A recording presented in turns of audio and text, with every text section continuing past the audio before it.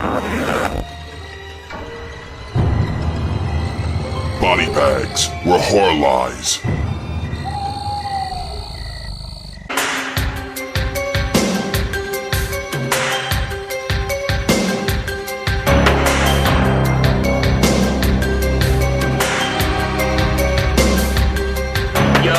What's up, everybody? Welcome to week 129 here on Body Bags. I am your host, Moodz616, and thank you once again for stopping in on this Sunday, guys. Yeah, of course, I've got another one from 2002, continuing along the stretch of 2002 reviews. And yeah, this one right here, didn't really know a whole lot about, and the thing that piqued my interest on this one, I've had it sitting on the to-watch shelf for way too long, but I picked it up, and I noticed the director's name, and I kind of looked into it a little bit, and I realized that I've actually reviewed a film this guy did before. From 1996, it was a film called Satan Claus. I'd reviewed in my 25 Days of Horror series I did on my own channel a couple years back. And now that movie was like a low-budget, shot-on-video piece of junk, really, so kind of piqued my interest. I'm like, well, how bad can this one be? This one, you know, is about 6 years later. Again, this one is still shot on video, but the quality is a lot better. And of course, it is called Holy Terror. Yeah. So, yeah, like I said, I had this one sitting on the shelf for so long, and I just, like, didn't even realize it was actually from 2002, so. But getting into the synopsis of this one, basically the film starts out with kind of like a little bit of a backstory where it's got this nun who gets possessed by this demon.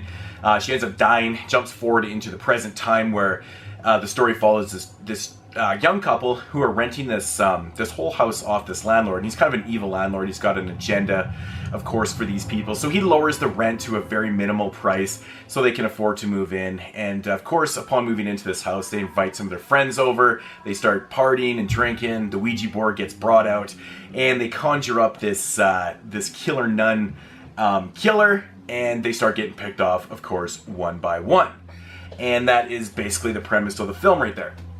Now, my thoughts on this one. Now, I have no problem with low-budget shot-on-video films, and in fact, comparatively to Satan Claus, this one looks a lot better. The quality of the video used on this is a lot better than Satan Claus. Production value is a little bit higher, but still, this one looks like it was made for about $100. With that said, the acting in the film isn't the worst I've ever seen. It's very dry, kind of bland.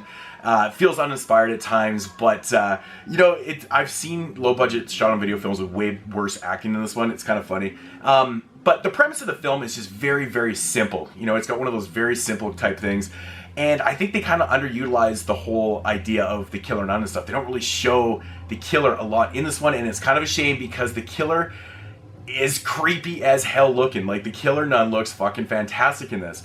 And that was like the big high point of the film, but it's just not utilized a lot. It's kind of a shame that they didn't really go that route and stuff. But with that said, you know, this one right here is an ultimately super fast watch. It only runs about 55 minutes. I had no idea when I popped the movie in. I actually checked the time when it was about 45 minutes just to see how much time was left in the film, and it said it was only 10 more minutes. I was like, what the hell? So this is a very quick watch. And it feels like there's a lot of filler at times. It's very boring. There's really nothing to the story at all. The lead girl in this film, she's actually like a Playboy model, so there's a lot of like really kind of you know, exploitive scenes and, you know, stuff like that. There's a lot of scenes where she's walking around just in her bra and underwear and panties and bikini and things like that. There's a shower scene that goes on probably way too long and stuff. So it does have its very sleazy moments and stuff. Of course, in the middle of the film when they're having this party, it all of a sudden turns into like this swinger party and stuff. So it's like all this like really random stuff.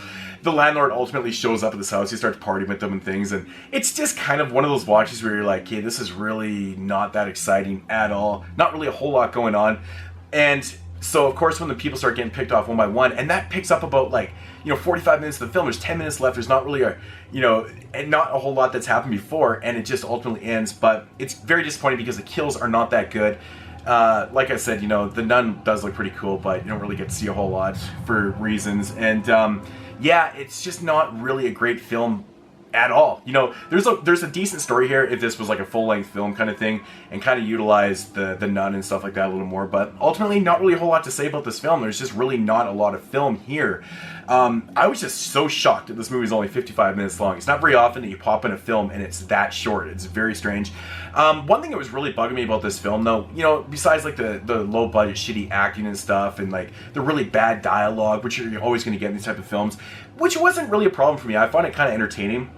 was the soundtrack. I mean, again, they just didn't have like a decent score to the film. I mean, there's a couple scenes in this film where they do kind of switch the overall soundtrack from like the death metal and stuff like that. And those scenes to me just feel like I'm watching a music video, and I really can't stand that. In like, I love death metal music, but I can't stand it in these type of films. It just doesn't work. It doesn't fit properly.